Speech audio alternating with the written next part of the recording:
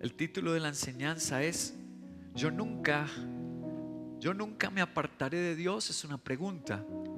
Yo he oído personas decir esto: yo jamás me apartaré. Estaban en un momento de gratitud con Dios. Dios había hecho un milagro en ellos. Dios los estaba bendiciendo. Entonces ellos dicen: yo nunca me apartaré. Pero después los veo que se alejaron de Dios. En cambio he visto lo otro también, lo contrario. Hay personas que dicen: yo como que no duraré en el cristianismo. Yo como que no soy tan fuerte. Yo no soy tan bueno para eso. No soy una persona tan devota. Y en cambio han permanecido hasta el fin. Algunos de ellos, yo he estado en su funeral, he entregado sus cuerpos a Dios y sí se mantuvieron, sí perseveraron. ¿De qué depende entonces? Parece que no es de las emociones. Empecemos con el profeta Isaías en su capítulo 26. Mira la afirmación que nos da Dios en su palabra. Tú guardarás en perfecta paz. La palabra guardar es importante. Es lo que anhelamos. ¿Cuántos desean que su hogar se destruya y se aparten de Dios? Pues nadie. ¿Cuántos desean que sus sueños de matrimonio y de familia Dios los guarde y sean felices hasta encontrarnos en el cielo? Aquí dice el profeta Isaías, Dios lo usa para decirnos que Dios sí puede guardar. Increíble. A todos los que confían en ti y a todos los que concentran en ti sus ¿qué? Mira, el tema de la mente lo estamos leyendo aquí en Isaías. Concentran en ti sus pensamientos. O sea, no es por emociones. Parece que la mente tiene que ver con que yo nunca me aparte de Dios. Es de acuerdo a la clase de disciplina en mis pensamientos y mi mente que yo tenga. Luego está el verso 10.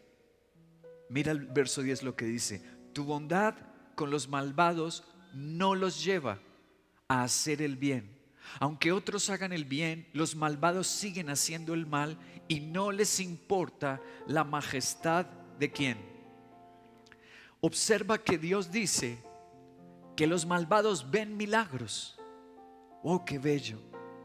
La gente malvada ve que Dios la protege, pero aún así ellos no se enamorarán ni se unirán a Dios. O sea que tampoco es por lo que yo vea, ni es por las emociones, ni tampoco es por cuántas cosas y milagros yo vea.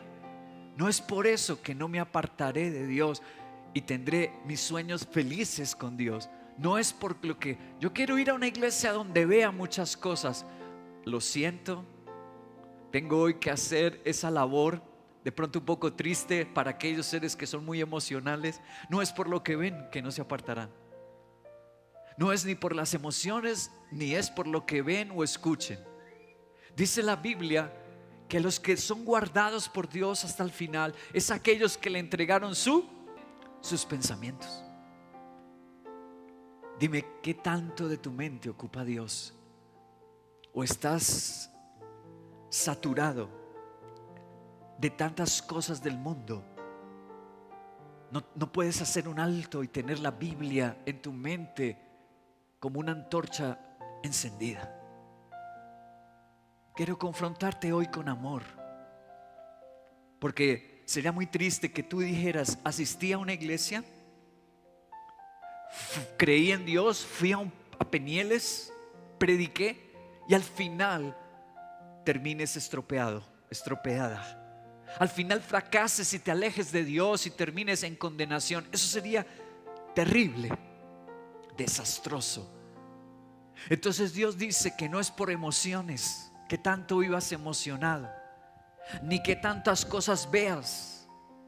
Depende es de cuánto ocupe Dios, la Biblia, en tus pensamientos.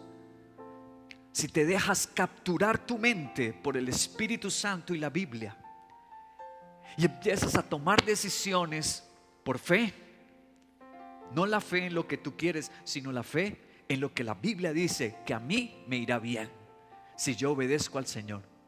esta riqueza bíblica, esta reflexión de hoy, vamos a tomar por ejemplo a los apóstoles. Hoy nos vamos a concentrar en lo que Dios dijo de la mente de los apóstoles y de los pensamientos de ellos, de los sucesos que pasaron al lado de Jesús y después de que Cristo resucita, es crucificado y resucita y asciende a los cielos. Vamos a examinar eso hoy. Es lo que el Señor me dirigió.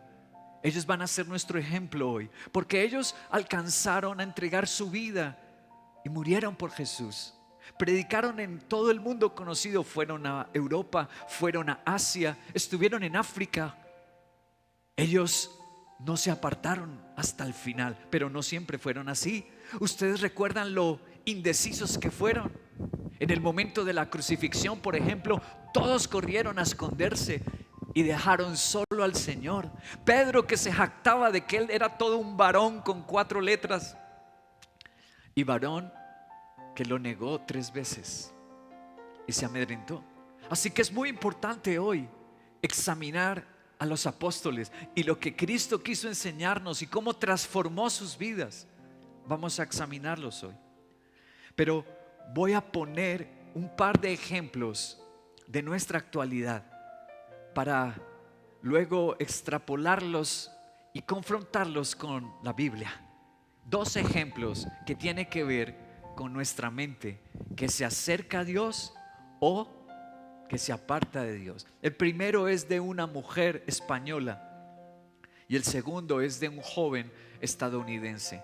Voy a empezar con la española. Los familiares y amigos de Celia conversaron con los medios sobre los pesares secretos de la influencer y develaron que tuvo 2 intentos previos de acabar con su vida.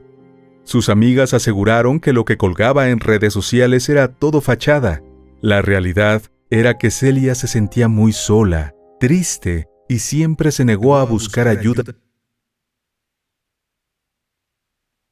Una española, solo 27 años, en el año 2017 fue un boom en España y Europa, porque ella era modelo de las mejores marcas. Ahora, ¿por qué, siendo una mujer tan hermosa, exitosa, por qué acaba con su vida? Yo quiero ir a un análisis que le hizo un psicólogo y científico español. Quiero que miren. Lo publicó en su estudio en esta página que se llama Aleteia Family, es española, este portal de noticias. Él se llama, al final dice, Javier Fis Pérez, psicólogo, profesor de psicología en la Universidad Europea de Roma, delegado para el desarrollo científico internacional y responsable del área de desarrollo científico del Instituto Europeo de Psicología. Es un profesional súper famoso. Y él hizo un análisis sobre la muerte de esta joven. Ahora quiero decirles que ella nació en una de las familias más prestigiosas españolas. Le dieron los colegios más caros, estrato 6. La llevaban a la iglesia católica, le enseñaron esos principios de que tiene de herencia España en cuanto al catolicismo y al cristianismo. ¿Qué pasó con la niña? Tiene la mejor educación, tiene los mejores padres, es religiosa. ¿Qué pasa con ella? ¿Por qué acaba con su vida? ¿Tiene dinero? ¿Es súper famosa? Aquí está el análisis. En el caso de Celia Fuentes, la influencer española que murió a sus 27 años, fue el culto a la imagen. Lo que sí podemos constatar es que hay una tendencia general hacia el culto de la propia imagen en las redes sociales, creando incluso una realidad distinta de la que verdaderamente se vive. La tendencia a mostrar siempre la mejor parte de nosotros mismos puede llevar a crear una segunda vida basada en apariencias que no reflejan nuestra vida verdadera, nuestra verdadera identidad. Cuando todo es fachada, el peligro es que no quede nada de nosotros mismos. Escucha la sentencia que dio, el diagnóstico de un científico de toda Europa, al que dirige el Centro Científico de Desarrollo en Psicología. Y dice: este es mi diagnóstico, que el culto no fue a Dios. Escúchame esto, no por tiempo no puedo extenderme, pero te aconsejo un libro que puedes consultarlo. Se llama 20 cosas locas por las que me enamoré de Cristo. Allí dediqué un capítulo, aunque no es un libro denso, es un libro corto, pero es un libro no de opiniones mías. Está lleno de riqueza bíblica y de evidencia social y científica. Tú puedes leer ese capítulo que habla acerca del culto. ¿Por qué parece loco un culto a Dios? Allí yo cito varias cosas como este psicólogo, que los seres humanos fuimos hechos para el culto. Está demostrado no por cristianos, científicamente. Si tú no rindes culto al Señor, pasa lo de un niño cuando no le dan el alimento que se prepara en casa. Si dejamos a un niño pequeño en la naturaleza, él va a empezar a comer ramas, él va a empezar a comer lo que encuentre. ¿Por qué? Porque el ser humano tiene la necesidad de comer, de alimentarse.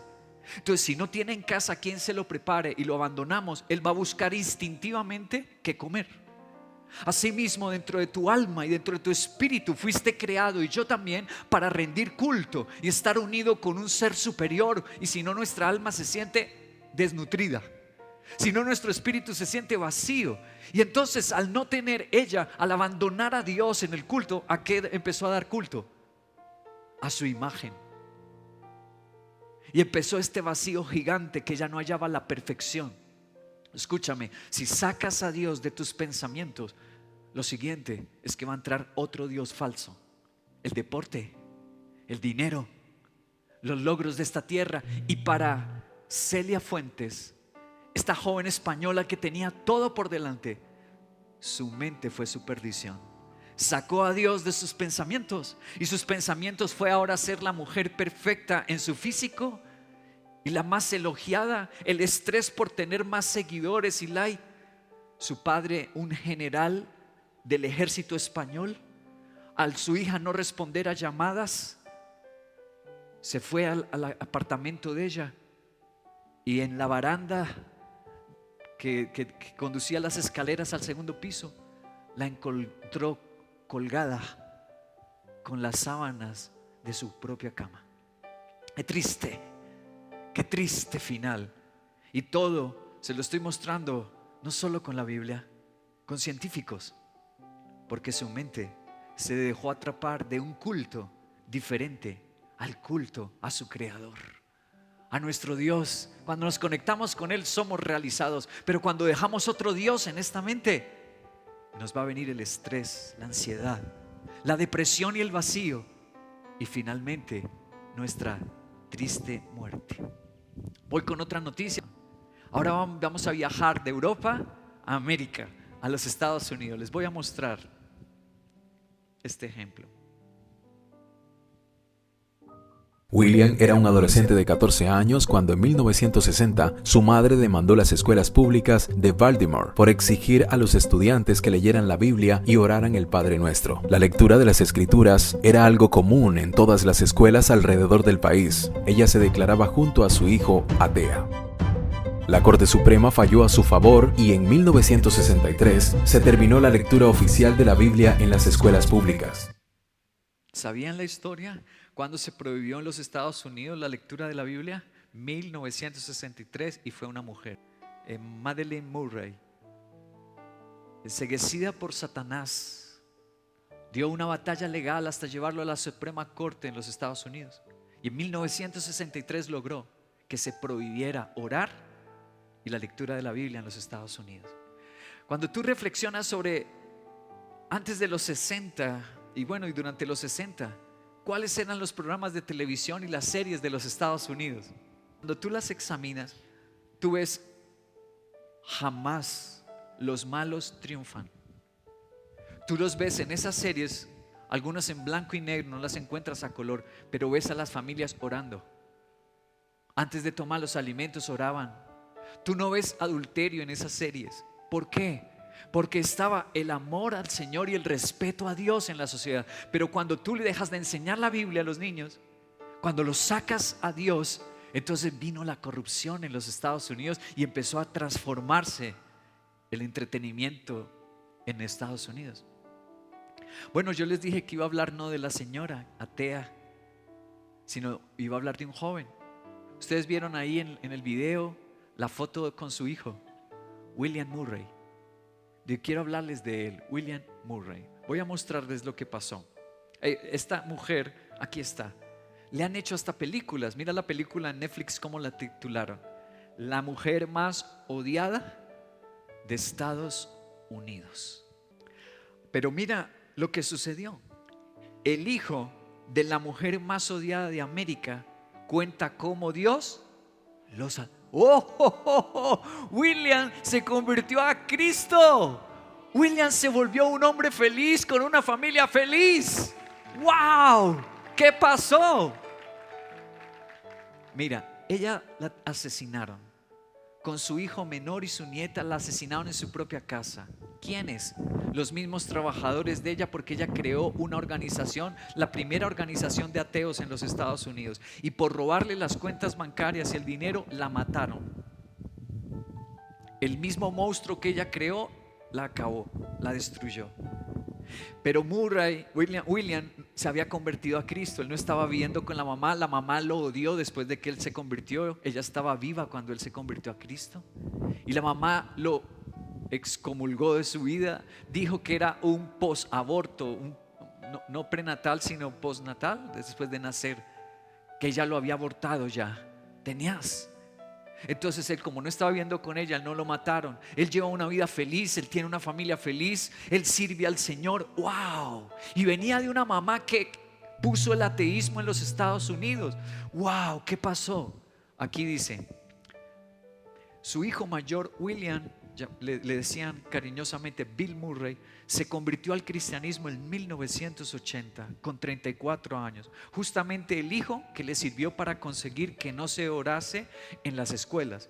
Con el tiempo él acabaría encontrando a Cristo. Yo nací, míralo ahora hablando él, yo nací en un hogar de violencia, de rabia casi constante.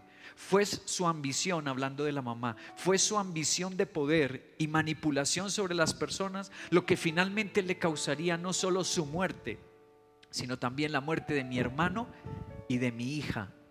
A él le quitaron hasta la hija que tenía. La mamá logró quitarle la custodia y terminaron matándola a la niña y a su hermano. Yo había visto todo el mal en el mundo y ahora quería ver el otro lado de la vida. Clamó al Señor en busca de ayuda y lo consiguió. Se convirtió al cristianismo. Una buena alabanza a Dios de amor. A todos nos da la oportunidad. Tú estás sentado aquí en estas preciosas carpas, en esta sabana de Bogotá entre las montañas, o me estás viendo a través del video. ¿Por qué? Porque así hayas vivido una vida terrible, a todos nos da Dios la oportunidad de ser felices. A todos. Esta muchacha, ahora nota el contraste. El contraste es que la española tiene un hogar cristiano católico, asiste a la iglesia, nació en una familia bonita que le da. Ella se graduó de una universidad de negocios, le dan de todo, pero ella se quita la vida porque su culto ya no es para Dios. Ella dice, no sé si dijo que era fanatismo, no sé si dijo que no tenía que ser tan religiosa como sus papás, no sé si dijo que quería vivir su propia vida, no sé cuál fue su reflexión, pero en todo caso su mente se apartó de Dios y puso un culto diferente, que fue a las redes sociales, a su propia imagen, al mundo hueco y vacío. En cambio Murray, ¿en qué nació? Nació en un infierno. Solo yo me reí. Mis chistes no son tan buenos, ¿cierto? Karen quedó así seria como Frankenstein. Mis chistes no son tan buenos, pero a mí me hace reír estos contrastes. Es un poco humor negro, ¿cierto? Perdónenme.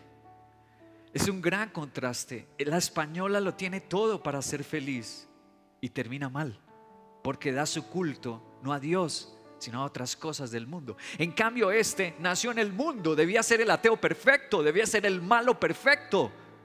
Pero resulta que puso en su pensamiento, dijo, ¿es que no hay nada bueno en esta vida? ¿Será que no hay un lado bonito en la vida? Y cuando se lo pregunta, entró Jesús y le cambió la vida. ¡Qué contraste! Entonces no depende de dónde tú naces. El que no te apartes de Dios, ni que pierdas tus sueños y seas feliz en esta vida, no depende de lo que ves, no depende del entorno y la familia que tengas, no depende de eso. Entonces, ¿de qué depende? Nuestro tema de hoy. ¿La qué? La mente. ¿Qué tienes en esa mente? ¿Qué vas a poner en ella de aquí en adelante que estás escuchando esta serie bíblica tan hermosa y tan profunda sobre los pensamientos y la mente humana? Yo les dije que íbamos a poner de ejemplo los apóstoles. Empecemos en Mateo capítulo 14. ¿Qué pasó con la mente de ellos? Alex, quédate aquí pendiente, por favor, gracias. Mateo capítulo 14, aquí en multimedia. Gracias. Mateo capítulo 14, verso 22 al 30. Dice: enseguida Jesús hizo lo que los discípulos subieran a la barca. Que se le adelantaran al otro lado mientras él despedía a la multitud. Después de despedir a la gente, subió a la montaña para orar a solas, y al anochecer estaba allí solo. Y la barca donde iban los apóstoles ya estaba bastante lejos de la tierra y empezó a ser zarandeada por las olas porque el viento les era contrario. En la madrugada Jesús se acercó a ellos caminando sobre, wow, qué poder del Señor, caminando sobre el agua. Y cuando los discípulos lo vieron caminando sobre el agua, quedaron aterrados y dijeron: Señor, eres el Dios verdadero. ¿Qué pasó con la mente de estos discípulos? ¿En qué estaban pensando? Dice: es un fantasma. Gritaron llenos de miedo. Pero Jesús les dijo enseguida: cálmense, soy yo, no tengan miedo. Señor, si eres tú, respondió Pedro, manda que vaya a ti sobre el agua. Ven, le dijo Jesús. Pedro bajó de la barca, caminó sobre el agua en dirección a Jesús, pero al sentir el viento fuerte tuvo miedo y comenzó a hundirse. Entonces gritó: Señor, sálvame. Ok, para este punto de la vida de los apóstoles, yo quiero contarles lo siguiente. Cronológicamente hablando, ellos ya habían pasado por lo menos 2 años al lado de Jesús. ¿Qué? Sí. Y unos 2 años que no habían sido como en un salón de clases, sino que es que todos los días veían a su maestro y su Señor hacer milagros. Resucitaba muertos, le volvía los ojos al ciego, hacía caminar al paralítico. 2 años ya caminando con el Señor.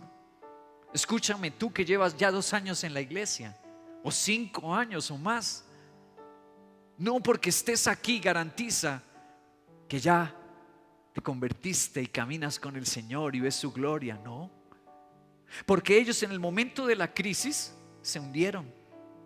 En el momento de la crisis creen en fantasmas. En el momento de la crisis salió todo lo que estaba en esa mente todavía: miedo, aterrorizados, hundirse y fantasmas. Ahora vayamos un poco más allá. Enseguida Jesús le tendió la mano. ¿A quién? Estamos hablando de Pedro. Sujetándolo, lo reprendió. ¿Por qué dudaste? Y cuando subieron a la barca se calmó el viento, y los que estaban en la barca lo adoraron, diciendo: verdaderamente tú eres el Hijo. Mira qué cambios en los que ellos están viajando, como 2 polos opuestos. Un momento están con fantasmas y con miedo y hundiéndose, y al otro momento están en el culto. Qué contraste. Pero el lunes, el martes en el trabajo, en la casa, están gritando, insultando, y uno dice: qué raro es esta gente. ¿Ah? El domingo estaban creyendo en milagros, que hasta el presidente se va a convertir, y todos amén. Pero el martes y el lunes: no voy a poder con esta dificultad, y de dónde va a salir para el arriendo, y mis hijos se están perdiendo, y yo nunca me casaré, dice la mujer sola. Y uno dice: ¿dónde se quedó su fe? ¿Qué pasó con el domingo? Pues vengo a consolarlos y decirles: eso le pasó a los apóstoles.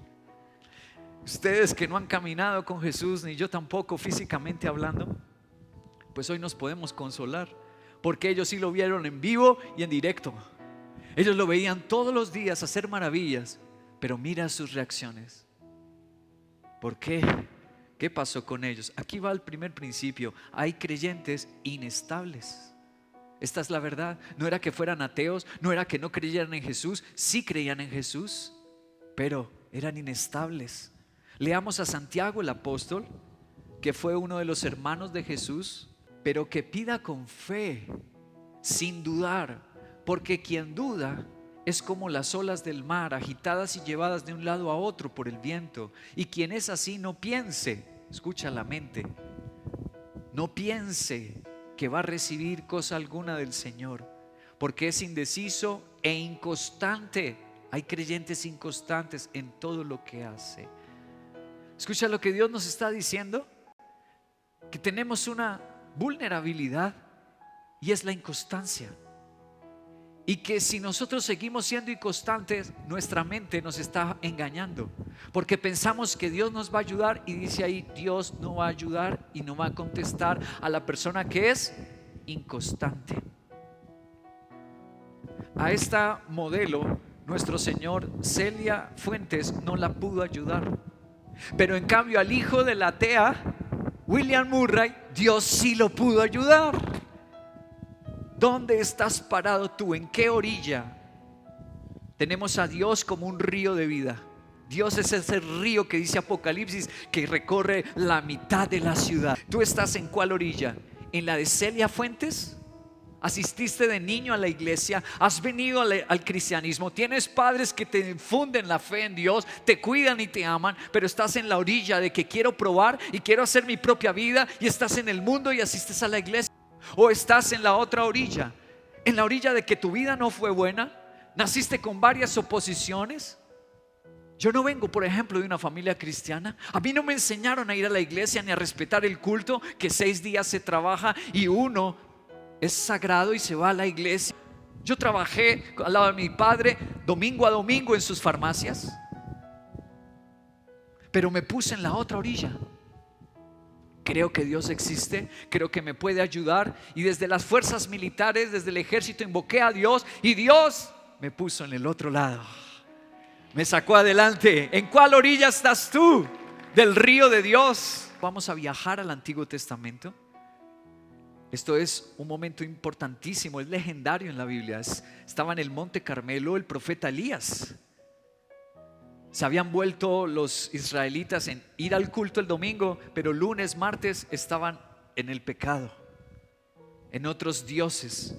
Entonces los convoca el profeta Elías en el monte llamado Carmelo. Y mira lo que dice la Biblia. Elías se presentó ante el pueblo y dijo: ¿hasta cuándo van a seguir indecisos? Quiero leer este versículo en la versión Reina Valera. Dice así: y acercándose Elías a todo el pueblo dijo: ¿hasta cuándo claudicaréis vosotros entre dos pensamientos? ¿Cómo estaban ellos? Yo les dije que se imaginaran que este era el río de Dios y que hay 2 orillas. ¿Y cómo estaban ellos? Como sapitos, salte aquí, salte allá. Eran los sapitos y las ranitas del Señor. Salte de una orilla a otra. A veces en el culto, a veces quiero servir al Señor y honrarlo, y a veces no quiero comprometerme tanto. Quiero vivir mi propia fe. A eso se le llama rebeldía, porque ya hay una sola fe, un solo bautismo y un solo Dios, dice la Biblia, y es la de los evangelios.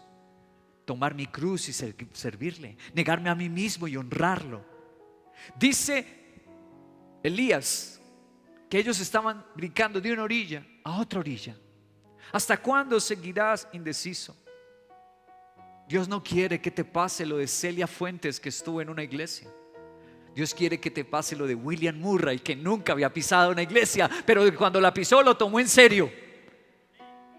Le salvó Dios la vida, le salvó el futuro, le dio felicidad. John Milton, siglo XVII, de la iglesia cristiana anglicana, uno de los grandes de la literatura clásica mundial. Este hombre, sus padres querían que él fuera un pastor. Estuvo en la Universidad de Cambridge estudiando teología, aprendió el latín, aprendió el hebreo, aprendió las lenguas bíblicas. Así que este hombre tenía una formación teológica excelente. Por eso sus libros y varios de sus poemas son de la Biblia. Ahora mira la frase que yo comenté acerca de lo que dijo de la mente. La mente en su propio lugar y en sí mismo puede hacer un cielo del infierno, pero también puede hacer un infierno del cielo. ¿Quién estaba viviendo el infierno? ¿Celia Fuentes o William Murray? Pero aquí en su mente puso a Dios, dijo: algo debe haber bueno, y encontró a Jesús. Pero lo contrario también es verdad. ¿Quién estaba viendo un cielo? ¿William Murray o Celia Fuentes? Celia tenía todo para ser feliz y acercarse a Dios, pero ella convirtió su mente en un infierno y se distanció del Señor y dijo: la iglesia es fanatismo. Y ese es su triste final. De verdad, John Milton, es muy importante su afirmación, muy importante en esta serie traer a memoria las palabras del gran poeta y escritor John Milton. Es muy importante. Voy a volver a los apóstoles porque les dije que nos íbamos a concentrar en ellos. Hechos de los Apóstoles, capítulo 4, verso 3. Prendieron, tomaron presos. ¿A quién? Pedro y Juan. ¿Ellos estaban en la barca que leímos en Mateo 14? Pues claro, ellos estaban allá. Y dice, como ya anochecía, los metieron ¿en dónde?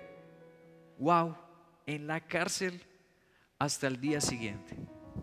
Escucha, no por ser cristianos se acaban nuestros problemas. A veces nos llegan nuevos problemas, que son los que no les gusta el cristianismo, que son los que nos llaman fanáticos y nos atacan. A veces llegan nuevos problemas. Los discípulos se les acabaron los problemas de tenerle miedo a las tormentas, porque ya sabían que su Dios dominaba sobre las tormentas. Pero les llegaron nuevos problemas, los atacaron por su cristianismo y llegaron a meterlos en la cárcel. Vamos a ir un poco más adelante. Hechos de los Apóstoles, capítulo 5, verso 18. Entonces arrestaron a los apóstoles y los metieron en la cárcel común, en la cárcel de la ciudad, con todos los asesinos, con todos los violadores y la gente más mala. Allá los metieron en la cárcel. Versículo 40. Entonces llamaron a los apóstoles y luego de azotarlos, no solo que los encarcelaron, dice que los ¿qué? Les ordenaron que no hablaran más en el nombre de Jesús y después de eso los soltaron. Así pues, los apóstoles salieron del consejo viendo fantasmas y hundiéndose y llenos de miedo. No, mira qué dice, ¿cómo salieron ellos? Llenos de gozo por haber sido considerados dignos de sufrir afrentas por causa del nombre de Jesús. ¿Por qué? Son los mismos de Mateo 14. ¿Qué pasó con ellos? Antes se quieren hundir, están aterrorizados. ¿Y por qué ahora que pasan cárcel y les pegan, les dan golpizas, por qué vienen al frente el domingo y dan testimonio? ¿Por qué? ¿Qué les pasa a esa gente? ¿Qué les sucedió? ¿Ustedes qué dicen? La primera vez, lo de la tormenta, Mateo 14, tenían a Jesús a su lado. Pero Hechos 5, Jesús ya había sido crucificado.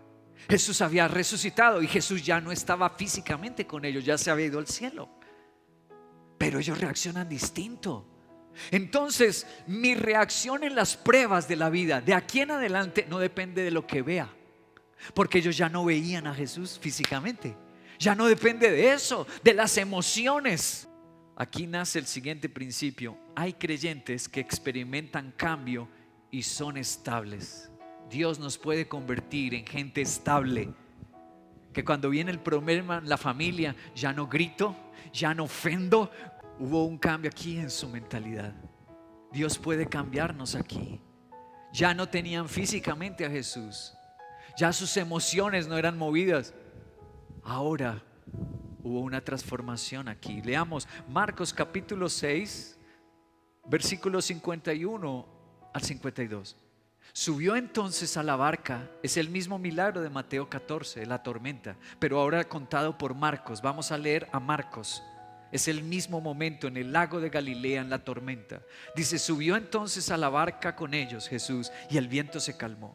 Estaban sumamente asombrados. Recuerda que pasaron de fantasmas y miedos, ahora adoración y culto y canciones. Porque tenían la mente, escucha el diagnóstico que da Marcos, del por qué esa variabilidad, de por qué ese cambio, bipolaridad cristiana. Y dice, porque tenían la mente embotada y no habían comprendido lo del milagro de los peces y los panes. Wow. Ahora la versión Dios habla hoy, ¿cómo lo dice? Tenían el entendimiento endurecido. No dice mente embotada, dice oscurecido, perdón, entendimiento oscurecido. Y mírenlo en la versión traducción lenguaje actual.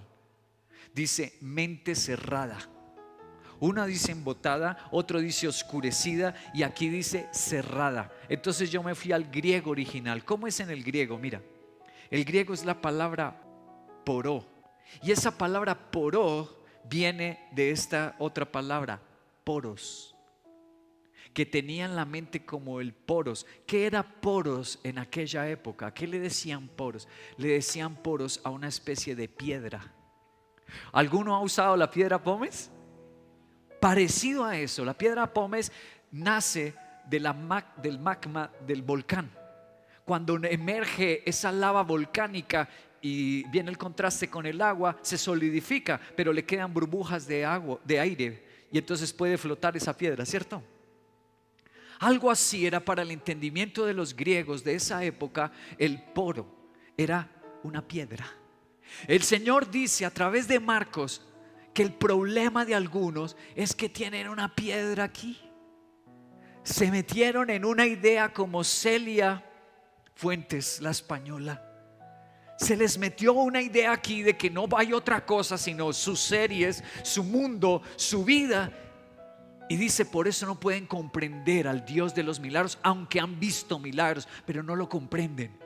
Que el secreto está en amarlo, en servirlo, y nada me faltará. Dice que el problema fue la mente, por cual a unos momentos no querían la iglesia, pero después querían adorar y cantar canciones. No es por lo que vemos o sentimos, es por la mente. Volviendo a Marcos 6 otra vez, al versículo 51 y 52 dice, tenían la mente embotada, y luego dice otra frase, no habían comprendido. Otra frase que también atañe al pensamiento, no habían comprendido. La palabra comprender en el griego es esta, suneimi, que significa, suneimi básicamente es entender con la mente. ¿Por qué la traigo aquí al estudio? Porque esa palabra se vuelve a usar en Romanos. Voy a ir a Romanos 3:11. Dice así, no hay nadie que suneimi, no hay nadie que entienda. ¿Y qué pasa si yo no entiendo? Dice, nadie que busque a Dios. Si ves lo que Dios nos dice, que si yo no soy liberado en mi mente y no aprendo la Biblia, porque dice Romanos 3 que si yo no entiendo, yo no busco a Dios. No hay quien entienda, entonces no hay quien busque. ¿Cuándo voy a buscar a Dios y a vivir con Él? Cuando me pase lo de Bill o William Murray.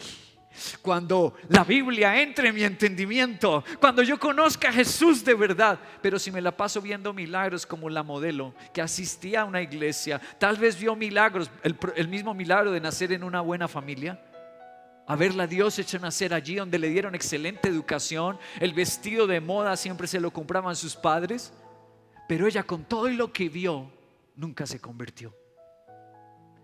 Entonces sí es muy importante conocer las escrituras. Eso nos dice Marcos, es que tenían la mente.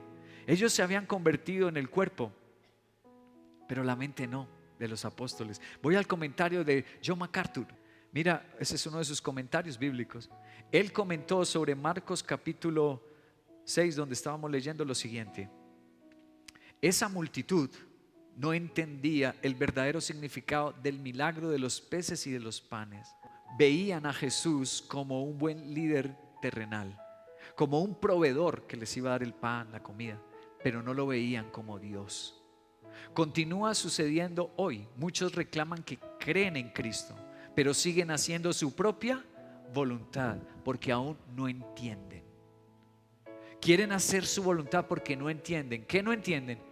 Que la vida más bonita no es tu propio plan, es el plan que Dios tenga para ti. Yo tuve mi lucha para ser pastor porque aún no entendía esta verdad. Hoy ya entiendo mucho mejor. Después de 30 años de servicio a mi Señor, ya lo entiendo mucho mejor.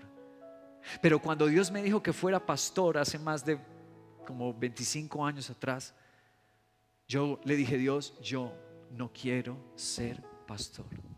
Yo no me relaciono bien con las personas. A veces les cuesta a mis propios padres sacarme una palabra de mis labios, muy silencioso, muy ensimismado, muy cerrado en mí mismo. Yo cómo voy a estar rodeado de gente. Yo no reacciono bien con la gente, Señor. Yo voy a ser infeliz siendo pastor. Yo no sería feliz. Luego no me quieres feliz, Señor. ¿Cómo me llamas a ser pastor? Ahora, después de que mi mente ha sido renovada, le he pedido perdón 1000 veces a Dios, porque todos mis planes hubieran sido como Celia Fuentes. Pero al rendirme a ser pastor, Dios me ha hecho como William Murray. Dios me ha salvado, restaurado y me ha hecho feliz. Marcos capítulo 8, versos 16 y 17. Ellos comentaban entre sí: lo dice porque no tenemos pan. Al darse cuenta de esto, Jesús les dijo: ¿por qué están hablando de que no tienen pan? ¿Todavía no ven ni entienden? ¿Tienen la mente embotada? Otra vez la gran revelación de Marcos. Tú puedes asistir a la iglesia, ya no fumar, ya no beber trago, ya no adulterar. Eso es conversión del cuerpo. Pero ¿y tu mente? Él dice que los discípulos ya lo estaban siguiendo. Ya no estaba Pedro en una cantina entregando su salario al vicio, pero su mente, dice Jesús, no entiende todavía. Está embotada, está como una roca, poro. Juan capítulo 6, versículo 14 y 15. Al ver la señal que Jesús había realizado, la gente comenzó a decir: en verdad este es profeta, el que había de venir al mundo. Pero Jesús, dándose cuenta de que lo querían llevar a la fuerza y declararlo rey, se retiró de nuevo a la montaña él solo. Después de ver un milagro, alguien en la iglesia dice que quiere: Señor, serás el rey de mi vida, porque Dios le dio la universidad, porque Dios le dio el matrimonio, porque Dios le sanó de una enfermedad. Entonces dice, lo quieren hacer el rey. Pero mira el contraste, ahí mismo Juan 6, pero en el versículo 66 y 67. Desde entonces muchos de sus discípulos, los que lo querían hacer rey, dice, ahora le volvieron la espalda y ya no andaban con él. Así que Jesús les preguntó a sus 12, a los apóstoles: ¿también ustedes quieren marcharse? ¿Observas la gravedad de este asunto? La relevancia que tiene este tema hoy. Ya no Mateo, ya no Marcos, sino también Juan nos dice de la mente de ellos, que un momento lo quieren hacer rey. ¿Por qué? Dice, porque vieron una señal, porque Dios les ayudó en su momento difícil, les hizo un milagro económico, un milagro en su estudio, un milagro en su salud, un milagro con ese hijo que iban a morir, o la mujer que cuando iba a dar a luz sus hijos le dijeron el médico: tal vez usted se quede ahí en el parto. Pero Dios le hizo el milagro y hoy es mamá y abraza a sus hijos. Pero el sábado le dice al esposo: ¿cómo así que te vas a quedar en las carpas? ¿No me vas a llevar al cine, gordo?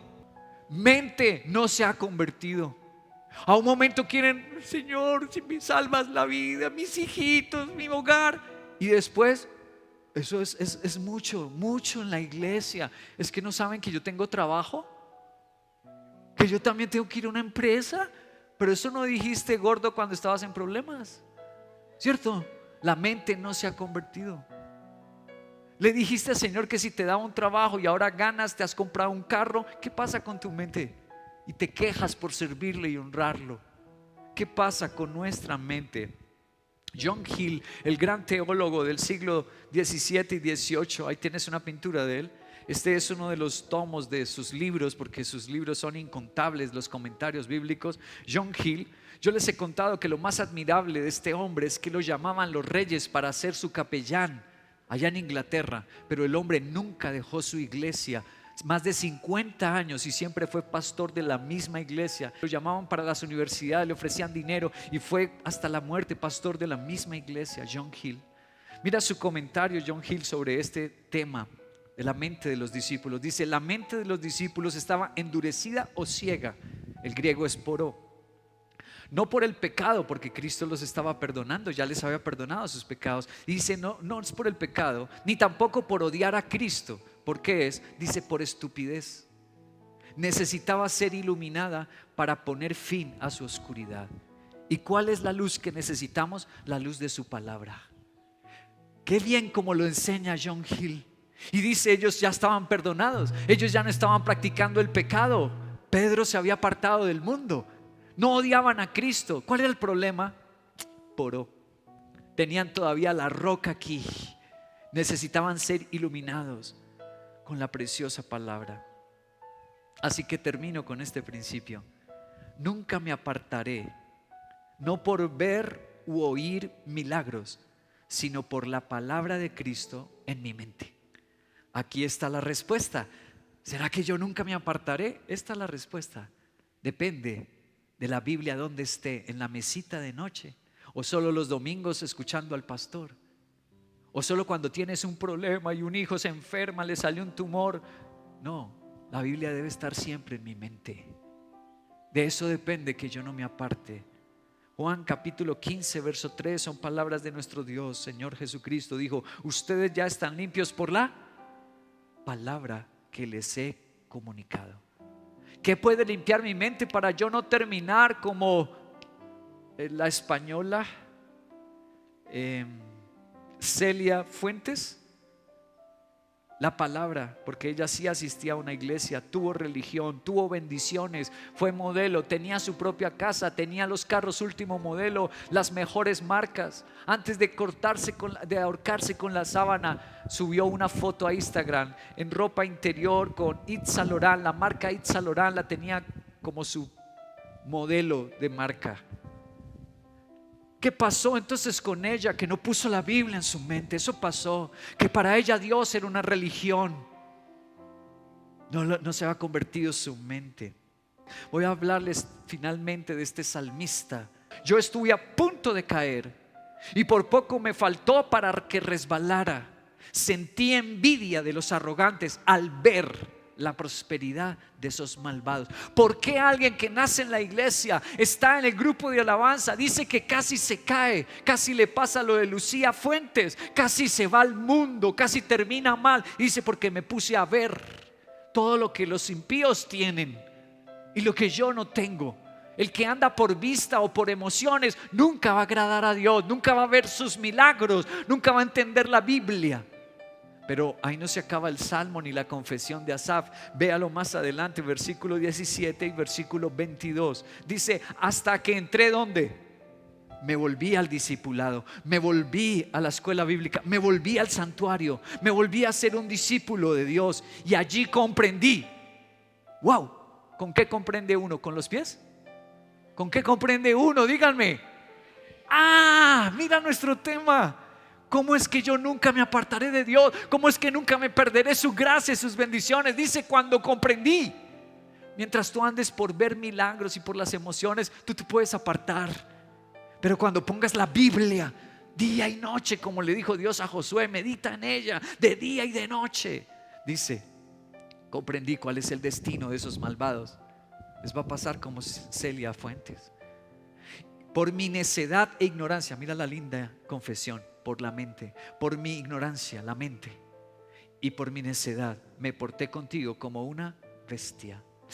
Dios bendiga a Asaf. Quisiera darle un beso cuando yo llegue al cielo. Ese Salmo 73 y los siguientes, porque los siguientes salmos son de Asaf, han sido para mí en momentos difíciles, crisis en mi fe, han sido un alivio increíble, una medicina. Así que uno de los hombres que les quiero dar un beso cuando llegue al cielo es ese Asaf. Y decirle: gracias por ser tan sincero, hermano, gracias. Usted contó sus luchas, las que yo también he tenido, pero como usted las superó, yo también las superé. Con la ayuda de mi Cristo puse la Biblia en mi mente hasta que comprendí, hasta que me volví un discípulo, entré en el santuario, me rendí a ser pastor. Termino con una historia increíble del efecto de poner la Biblia en la mente. Muéstrame el video, hijo. Espero que vean esta película. Este año se estrena.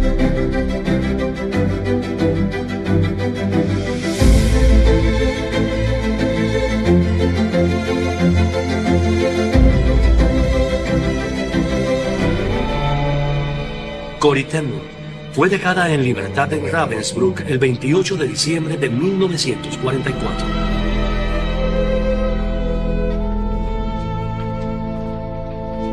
Años más tarde, supimos que mi libertad fue producto de un error de copia, lo que algunos llamarían una equivocación.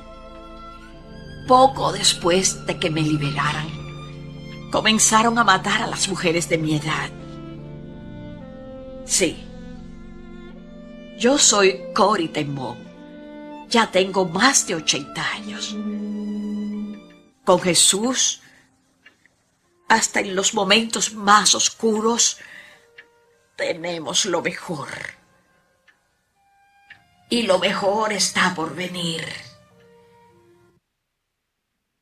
¿Quién fue ella? Que este año le volvieron a hacer otra película. Al comienzo vieron el tráiler. Luego ella que está hablando es una película pero un poquito más vieja, de la década de los 90, de los 90. Pero otra vez le volvieron a hacer otra película. ¿Quién es esta mujer para que asombre al mundo? Bueno, si alguno ha ido a Israel o cuando vayan a Israel, les pido, visiten el Museo del Holocausto. Tenaz la historia de Israel en ese tiempo de los nazis. Tienen tanto documento, tantas evidencias que uno demora todo un día.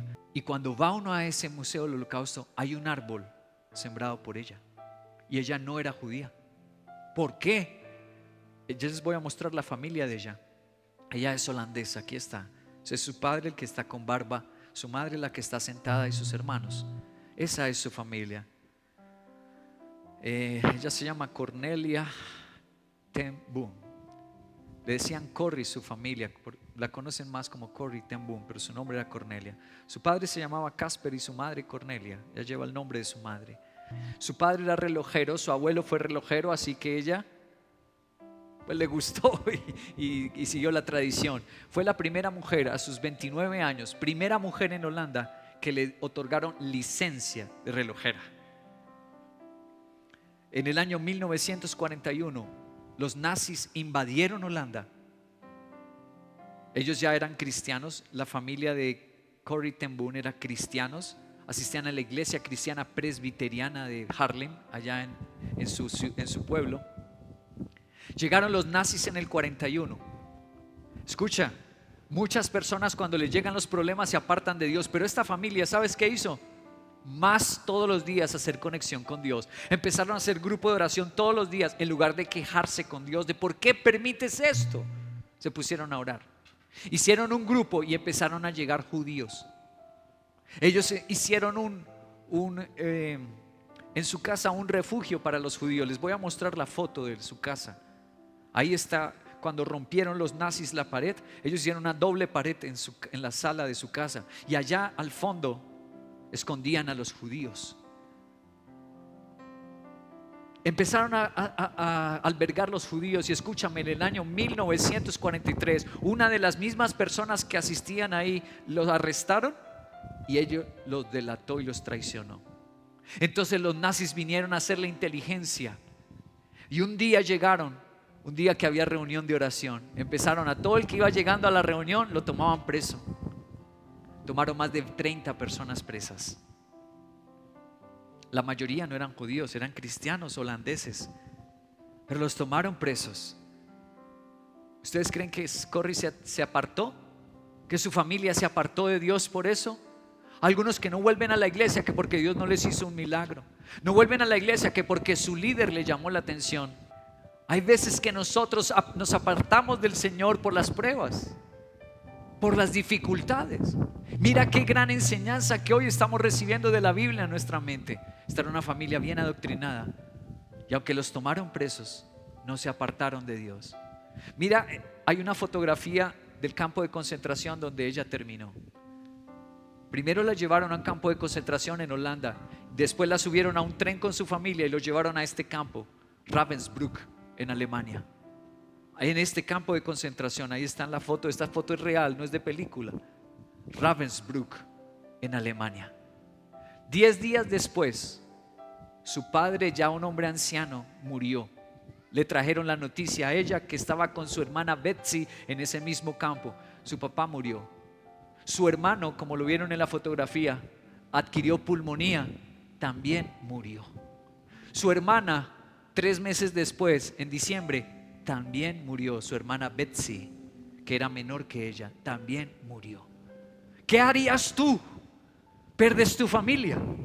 Pues ella no se apartó de Dios porque tenía la Biblia. Habían escondido con su hermana Betsy una Biblia y sabes que todas las noches empezaron a leer la Biblia en medio del campo de concentración. Finalmente, aquí está la casa de ellas hoy. Esa es la casa, la hicieron un museo. Tú ves el letrero Ten Boom Museum. En la esquina de esa casa, la relojería de su pueblo, Harlem. Y ahí lo convirtieron en un museo. Voy a mostrarles el libro y lo que escribió Corrie ten Boom en ese libro. El libro se llama El Refugio Secreto, si quisieran leerlo. Y en ese libro escribió ella: en las noches nuestra Biblia era el centro de un círculo de ayuda y de esperanza. Cada vez más amplio ese círculo, cada vez más mujeres se unían. Y mientras más oscura se hacía la noche, la palabra de Dios más brillante, más verdadera y más hermosa.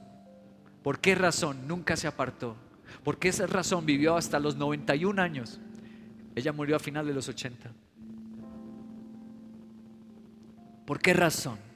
Se volvió en una heroína, hizo una fundación que llegó a 60 países ayudando a los que sufren persecución en el cristianismo. Todo eso, ¿por qué? Porque puso a la Biblia, ¿dónde? No es por lo que ves, no es por las emociones, es por poner la Biblia aquí.